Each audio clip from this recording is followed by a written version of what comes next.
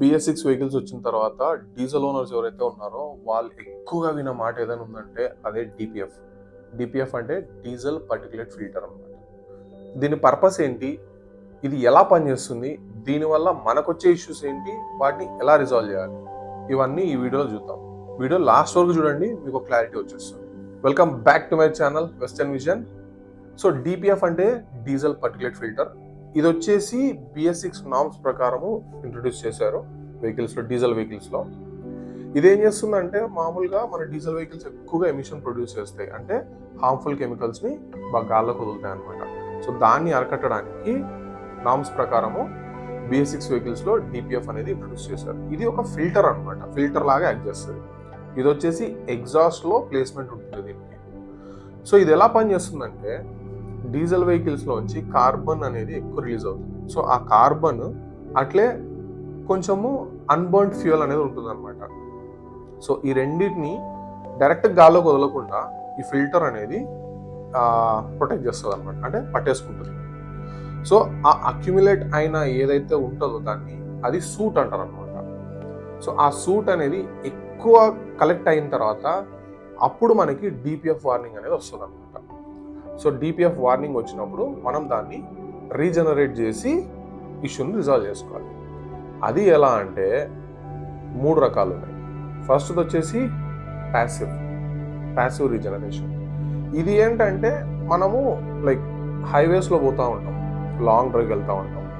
So ఆటోమేటిక్గా ఆ clog అనేది, ఆ సూట్ అనేది బర్న్ అయిపోయి వెళ్ళిపోతుంది. ఎందుకు అంటే మనం లాంగ్ డ్రైవ్కి వెళ్ళినప్పుడు ఎగ్జాస్ట్లోంచి ఆ హీట్ వెళ్ళడం వల్ల, ఎగ్జాస్ట్ ఎక్కువ హీట్ అవ్వడం వల్ల ఆ సూట్ ఏదైతే అక్యుములేట్ అయ్యిందో అది బర్న్ అయిపోతుంది ఆటోమేటిక్గా. సో ఆ బర్న్ అయిపోయి అది వెళ్ళిపోతుంది. సో ఇది ప్యాసివ్ రీజనరేషన్. సో దీంట్లో మీరు ఏం చేయాలి, జస్ట్ లాంగ్ డ్రైవ్కి వెళ్ళిపోవాలంటే. సెకండ్ వచ్చేసి యాక్టివ్ రీజనరేషన్. యాక్టివ్ రీజనరేషన్ అంటే ఇప్పుడు కొందరు షార్ట్ డిస్టెన్స్కి వెళ్తూ ఉంటారు. Like for example let's say city drives ఉంటాయి. మీరు ఒక చోటు నుంచి ఇంకో చోటుకి వెళ్ళడానికి ట్రాఫిక్లో వెళ్తారు, అండ్ షార్ట్ ట్రిప్ ఉంటుంది అది. సో అలాంటి టైంలో ఏమవుతుంది, మీకు ఎక్కువ క్లాగ్ వచ్చేస్తుంది అనమాట, ఎక్కువ సూట్ అనేది అక్యుములేట్ అయిపోతుంది. అలాంటి టైంలో మీరు హైవేలో వెళ్ళడానికి కూడా మీకు టైం లేదు. అప్పుడు మీరు ఏం చేస్తారంటే సెకండ్ గేర్లోనో థర్డ్ గేర్లోనో బండిని పెట్టండి, హైయర్ RPMస్లో బండిని నడపండి ఒక హాఫ్ అన్ అవర్ సేపు, ఓకేనా. అలా నడిపితే ఏమవుతుందంటే ఈ హీట్ అనేది ఎక్కువ ప్రొడ్యూస్ అవుతుంది అనమాట. మీరు సెకండ్ గేర్లో థర్డ్ గేర్లో రేవ్స్ ఇచ్చినప్పుడు ఆ హీట్ ఎక్కువ ప్రొడ్యూస్ అయ్యి ఎగ్జాస్ట్ని హీట్ చేస్తాయి. హీట్ చేసినప్పుడు ఏమవుతుంది, ఆటోమేటిక్గా సూట్ అనేది బర్న్ అయిపోయి వెళ్ళిపోతుంది అనమాట. సో ఇది సెకండ్ మెథడ్. లేదు మాకు ఆ టైం కూడా లేదు అంటే సింపుల్, మీరు ఒక చెట్టు కింద పెట్టండి, లేదా ఒక మంచి ఓపెన్ ఏరియాలో పెట్టండి. ఇంజిన్ స్టార్ట్ చేసి AC ఫుల్ పెట్టేసి బానెట్ ఓపెన్ చేసేసి వదిలేయండి బండిని, ఒక 1 అవర్ అట్లా వదిలేయండి, ఓకే.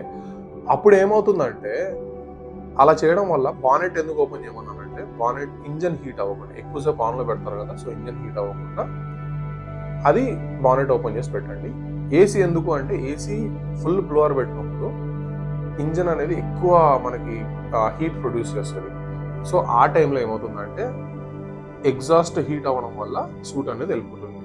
లేదు అప్పటికి మీకు ఇష్యూ రిజాల్వ్ కాలేదు అంటే దాని అర్థం ఏంటంటే క్లాగ్ అనేది ఎక్కువ వచ్చేసింది, అంటే ఆ సూట్ అనేది మీకు ఫిల్టర్లో బాగా బ్లాకేజ్ వచ్చేసింది.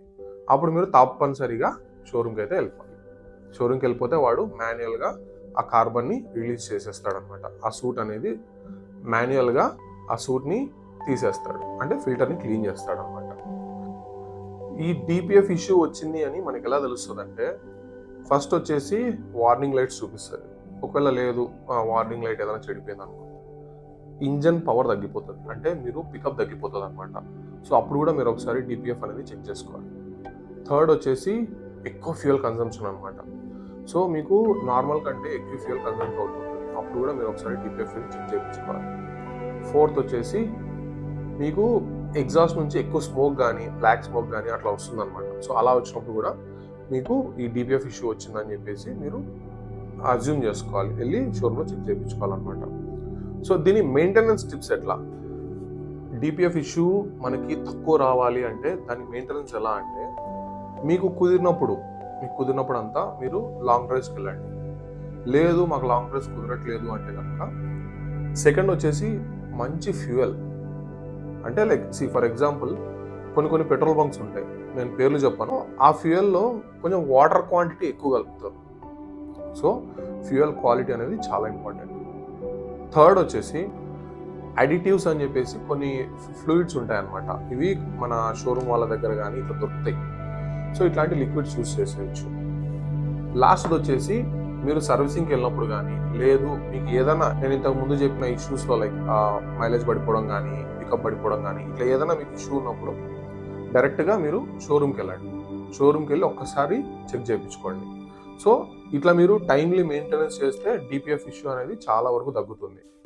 ఇంకో విషయం ఏంటంటే ఈ డిపిఎఫ్ అనేది చాలా కాస్ట్లీ. సో దీన్ని నీట్గా మెయింటైన్ చేసుకోవాలి. ఒక్కసారి కనుక ఇది ప్రాబ్లం వచ్చింది అనుకోండి, దాన్ని మనము రీజనరేట్ చేసి దాన్ని మనం ఫిక్స్ చేసుకోగలిగితే ప్రాబ్లం లేదు, తక్కువ అయిపోతుంది. కొన్నిసార్లు ఏమవుతుంది, ఫిజికల్ డ్యామేజ్ అవుతుంది. కొన్నిసార్లు ఏమవుతుంది, పట్టించుకోకపోతే ఆ సూట్ అనేది ఎక్కువ క్లాగ్ అవ్వడం వల్ల మొత్తం ఫిల్టర్నే రీప్లేస్ చేయాల్సి వస్తుంది అనమాట. అలాంటి టైంలో ఏమవుతుంది అంటే ఆ రీప్లేస్మెంట్ కాస్టే మీకు బర్డెన్ అవుతుంది. ఫర్ ఎగ్జాంపుల్ లెట్సే ఒక డిపిఎఫ్ని మనము రీప్లేస్ చేయాలి అంటే అప్రాక్సిమేట్లీ 84,000 దాకా వస్తుంది. అర్థమైందా? సో ఇవన్నీ మీరు అవాయిడ్ చేయాలి అంటే టైమ్లీ మెయింటెనెన్స్, లాంగ్ డ్రైవ్స్, ఈజీగా మనం ఇంటి దగ్గర ఫిక్స్ చేసుకునే రెమెడీస్ ఇవన్నీ. ఓకే, ఇది ఇవాల్టి వీడియో. ఇలాంటి మరిన్ని ఇన్ఫర్మేటివ్ వీడియోస్ కోసం please do subscribe western vision. Thank you.